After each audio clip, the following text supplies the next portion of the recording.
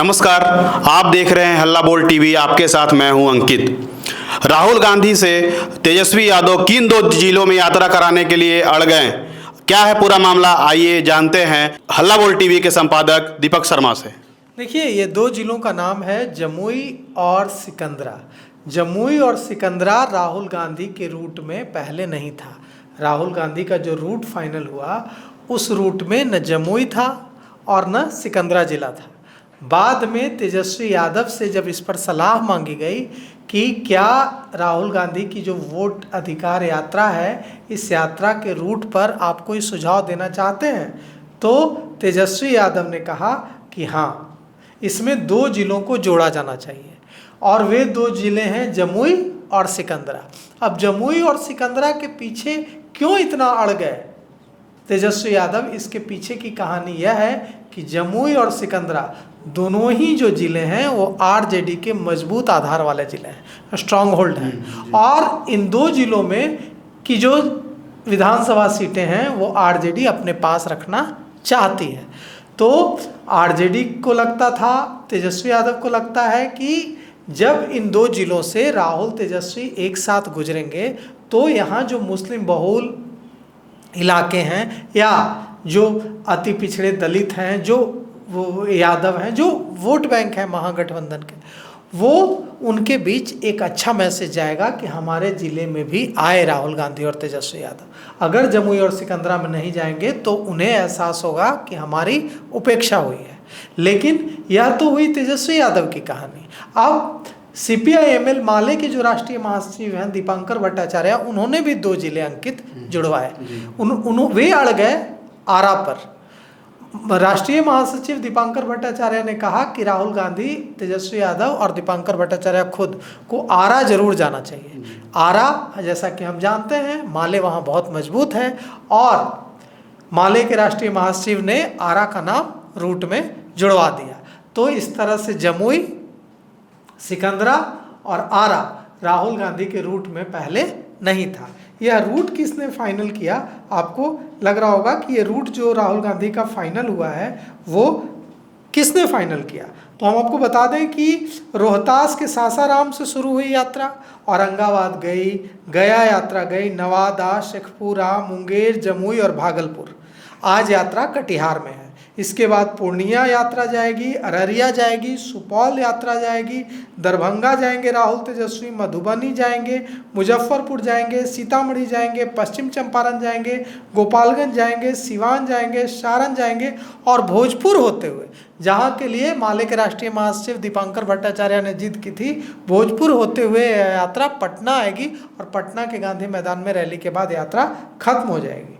अब जिन 50 विधानसभा सीटों से होकर राहुल गांधी की यात्रा गुजरेगी, उन 50 विधानसभा सीटों में से 23 सीटों पर महागठबंधन 2020 में विजयी रहा था। और अगर कांग्रेस की बात करें तो 50 में से 20 सीटों पर कांग्रेस लड़ी थी और इनमें से 20 सीटों में से 8 सीटों पर कांग्रेस को जीत मिली थी। तो कांग्रेस की कोशिश है अपना स्ट्राइक रेट बेहतर करने की। ये देखिए, ये जो जिन क्षेत्रों से गुजर रही है राहुल गांधी की यात्रा, यहाँ कोशिश यह है कि पहले कांग्रेस कभी बेहद मजबूत हुआ करती थी। 90 के पहले जब कांग्रेस सत्ता में थी तो यही उनका आधार था। लेकिन धीरे धीरे करते करते कांग्रेस कमज़ोर होती चली गई। अब फिर से राहुल गांधी की कोशिश और कांग्रेस के रणनीतिकारों की कोशिश है कि इन क्षेत्रों में मजबूत किया जाए कांग्रेस को।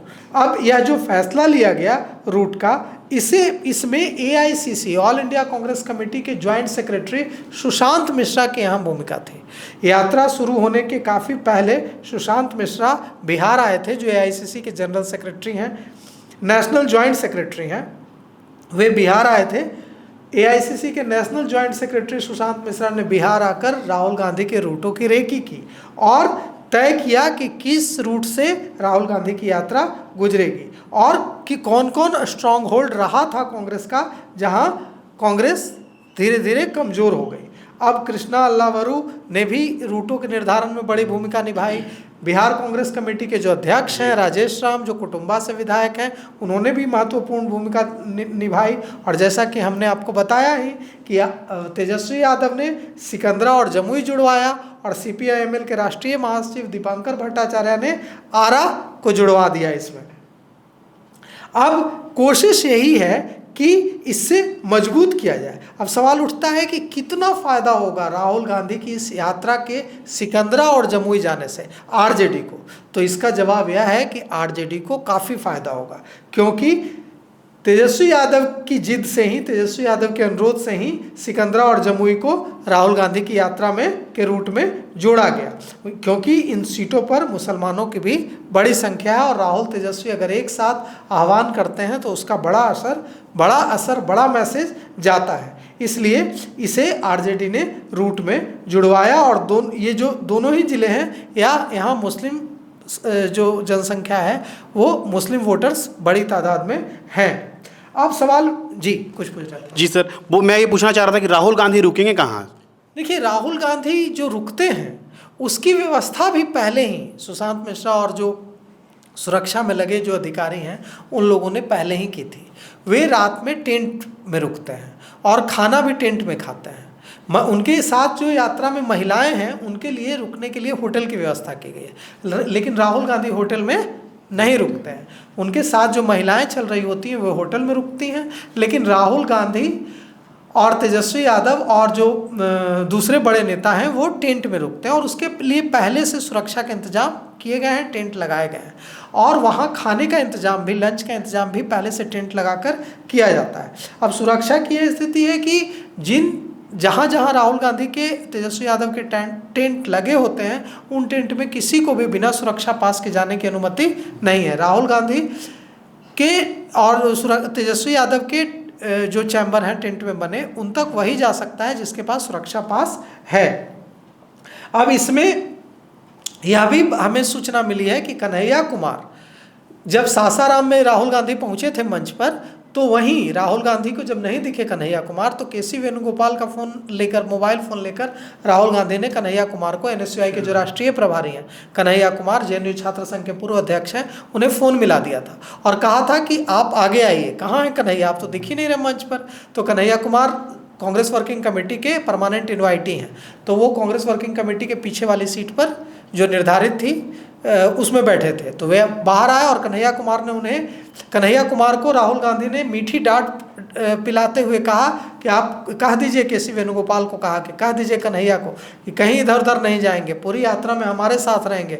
और राहुल गांधी ने कन्हैया कुमार के रुकने की व्यवस्था भी अपने ही टेंट में करवाई। तो बहुत कम लोग हैं जो राहुल गांधी के साथ उनके ही टेंट में रुक रहे हैं। और कई जगह ये आप एक नया देख रहे होंगे कि राहुल गांधी बहुत कम पैदल चल रहे हैं इस बार, ज़्यादा गाड़ी से ही चल रहे हैं। जहां वो पैदल चल सकते हैं, गाड़ी की रफ्तार धीमी होती है, पैदल चले आदमी तो तेज़ी से निकल जाए, वहाँ भी वे गाड़ी से ही चल रहे हैं। इसकी वजह यह है कि वे चाहते हैं कि ज़्यादा से ज़्यादा जिलों में वे जाएं, ज़्यादा से ज़्यादा लोगों को यह महसूस कराएं कि राहुल तेजस्वी दोनों हमारे ज़िले में आए, हमारे विधानसभा क्षेत्र में आए। इसीलिए वे पैदल नहीं चल रहे हैं और गाड़ी से ज़्यादा चल रहे हैं। और सुरक्षा के इंतजामात भी हैं काफ़ी। राहुल गांधी का जो टेंट है उसमें कोई नहीं जा सकता है और ये इस यात्रा का जो पूरा खर्च है, टेंट वगैरह, खाना, रहना, होटल, महिलाओं के लिए होटल कराया जा रहा है, इस पूरे यात्रा का खर्च कांग्रेस पार्टी उठा रही है और यह यात्रा 1 सितंबर को गांधी मैदान में खत्म होगी। जी, अब देखना दिलचस्प होगा इन यात्रा से बिहार में कांग्रेस और आरजेडी सहित CPI को क्या फ़ायदा होता है। आगे की खबरों के लिए बने रहें हल्ला बोल टीवी के साथ। धन्यवाद।